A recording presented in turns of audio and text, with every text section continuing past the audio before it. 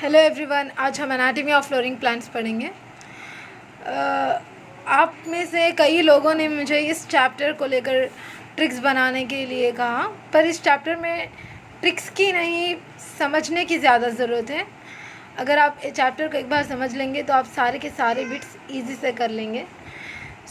इस चैप्टर में मैं 3 या 4 पार्ट्स में वीडियोस अपलोड कर दूँगी।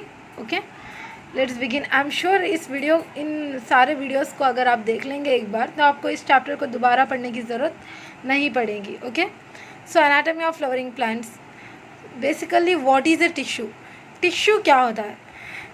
कॉमन ऑरिजिन और कॉमन फंक्शन कॉमन ऑरिजिन और कॉमन फंक्शन के जो भी सेल्स होते हैं, that group of cells are referred to as tissue.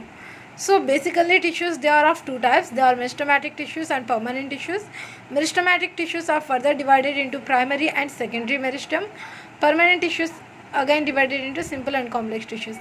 देखिए मेरिस्टोस जो वर्ड है वो ग्रीक से लिया गया है। मेरिस्टोस वर्ड जिसका मतलब डिविजिबल है। जो मेरिस्टेमेटिक सेल्स होते हैं वो डिविजिबल होते हैं, इसलिए उनका नाम मेरिस्टेमेटिक टिश्यूज़ रखा गया है। Whereas permanent tissues they generally do not divide. Meristematic tissues 2 types के होते हैं, एक है प्राइमरी मेरिस्टम, दूसरा है सेकेंडरी मेरिस्टम। ये वेरी इंपॉर्टेंट है, आपको याद रखना कि सेकेंडरी मेरिस्टम को लैटरल मेरिस्टम भी कहा जाता है और सिलेंड्रिकल मेरिस्टम भी कहा जाता है। प्राइमरी मेरिस्टम में फिर से 2 पार्ट्स है, एपिकल मेरिस्टम और इंटरकैलरी मेरिस्टम। एपिकल मेरिस्टम में रूट एपिकल मेरिस्टम भी आता है, शूट एपिकल मेरिस्टम भी आता है।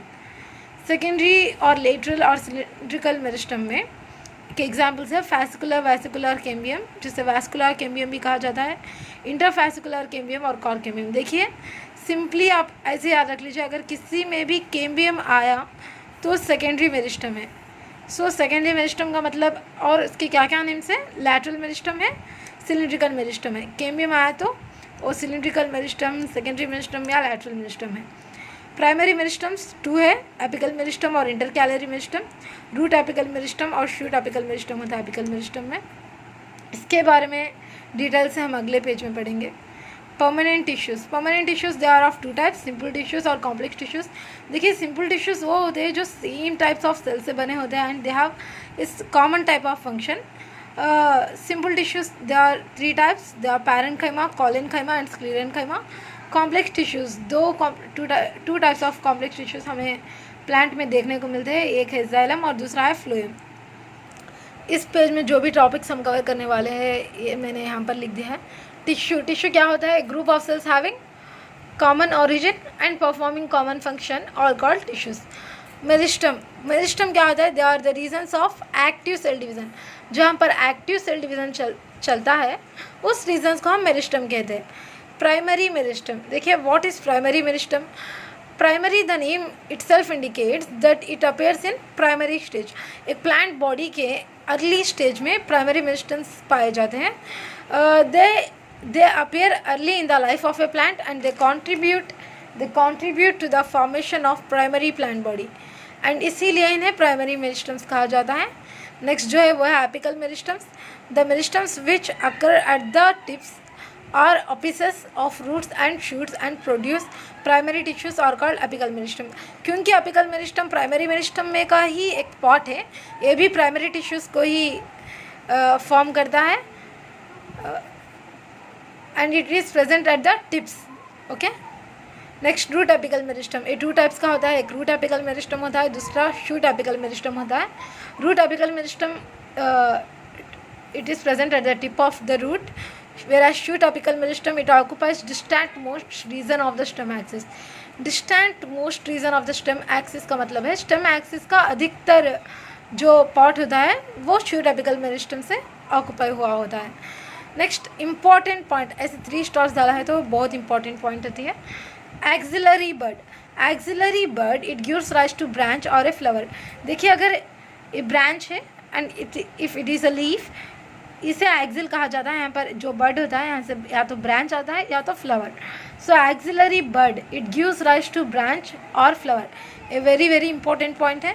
ड्यूरिंग फॉर्मेशन जब लीव्स और स्टेम एलोंगेट होता है ना, due to the activity of the apical meristem, shoot apical meristem, ये भी वेरी इंपॉर्टेंट पॉइंट है। शूट एपिकल मेरिस्टम के एक्टिविटी की वजह से जब स्टेम एलोंगेट होता है तो थोड़े सेल्स जो पीछे रह जाते हैं, सेल जो स्टॉप कर देते हैं सेल डिवीज़न एंड पीछे रह जाते हैं, वो सेल्स मिलकर एक बड बन जाता है। उस बड को हम कहते हैं axillary bud.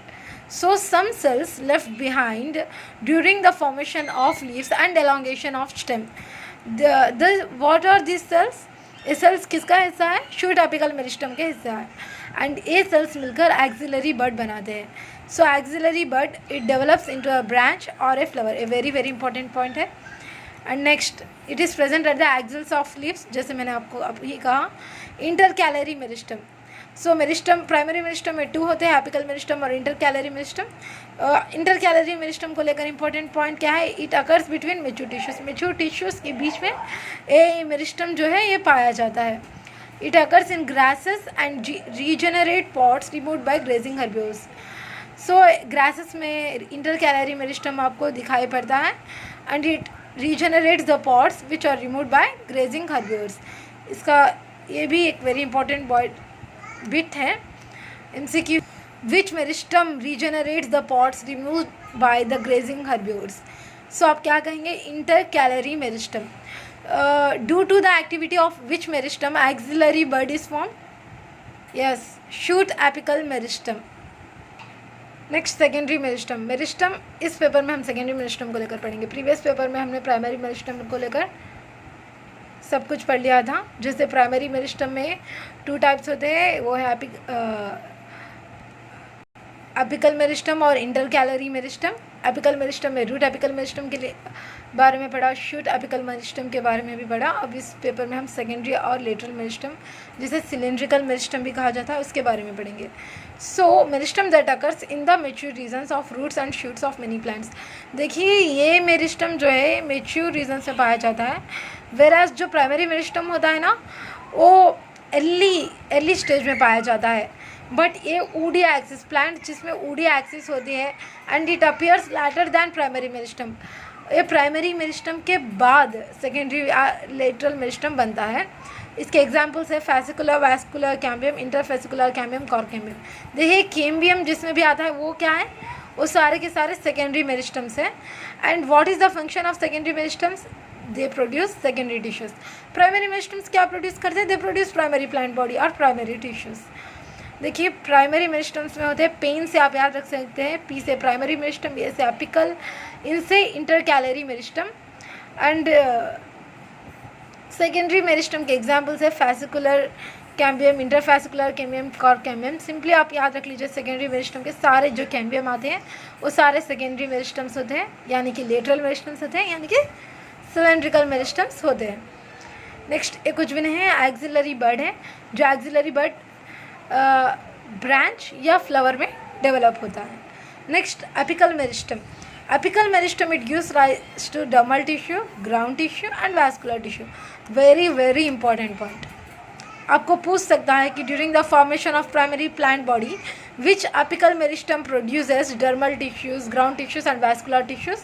So apical meristem produces dermal tissues, ground tissues and vascular tissues. During the formation of primary plant body, specific regions of apical meristems produce dermal tissues, ground tissues and vascular tissues.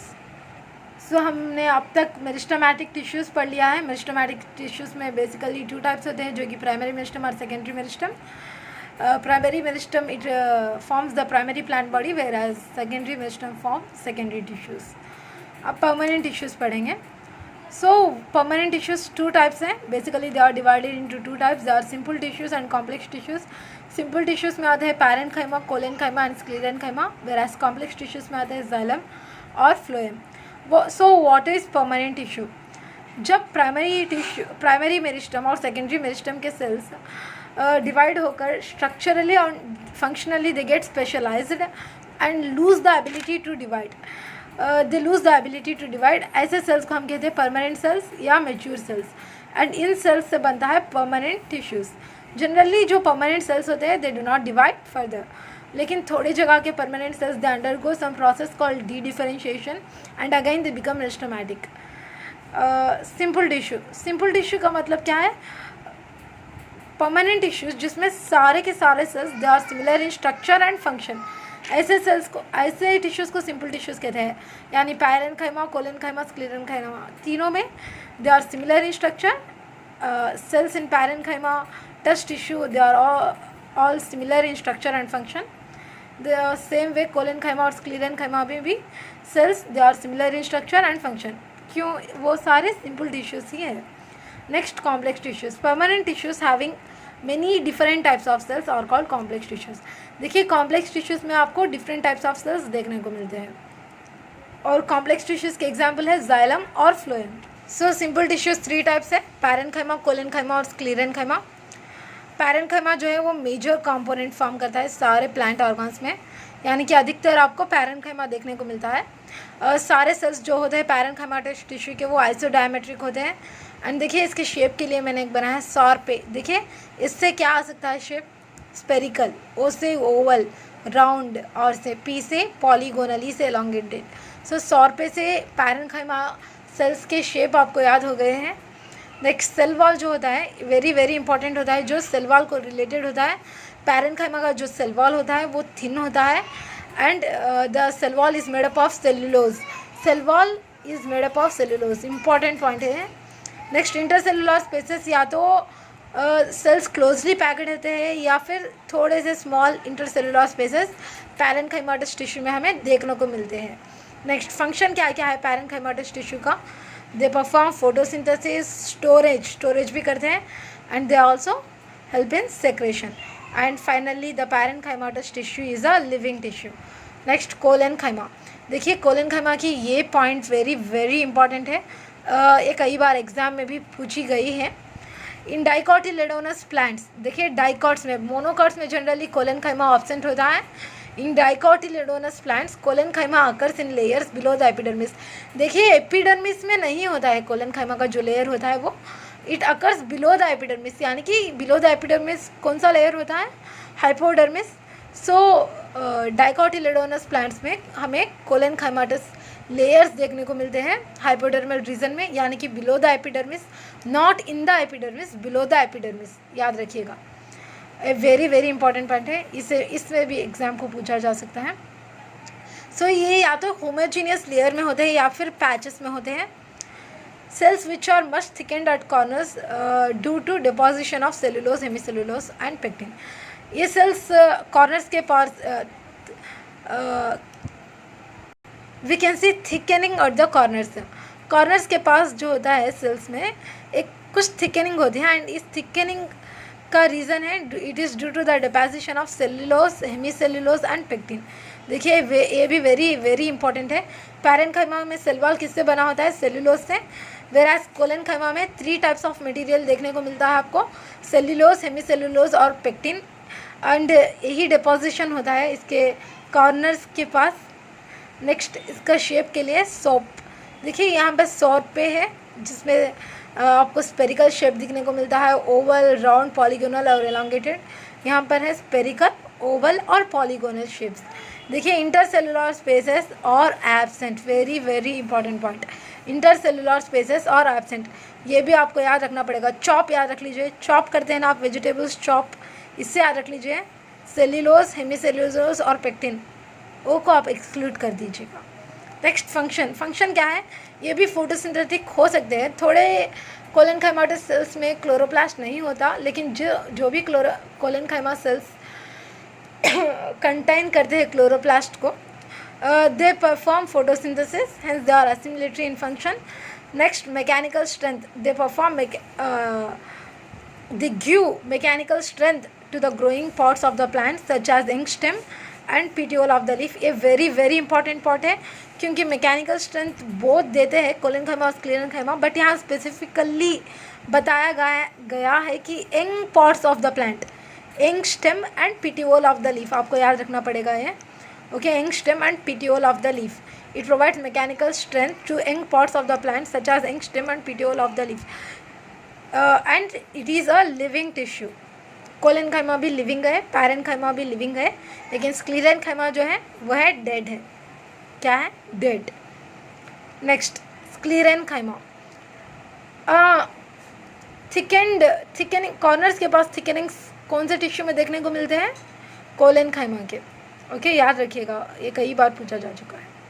And उस thickenings में क्या क्या material होता है? Cellulose, hemicellulose और pectin. Next sclerenchyma. देखिए sclerenchyma के cells long और नैरो होते हैं। Their cell wall is made up of lignin. Generally जिनके भी सेल वॉल्स लिग्निन से बने होते हैं वो डेड होते हैं। Sclerenchyma is also a dead tissue. It has few to numerous pits आपको देखने को मिलते हैं, few to numerous pits. It is dead. Dead मतलब प्रोटोप्लास्ट इज प्रेजेंट और ऑब्सेंट?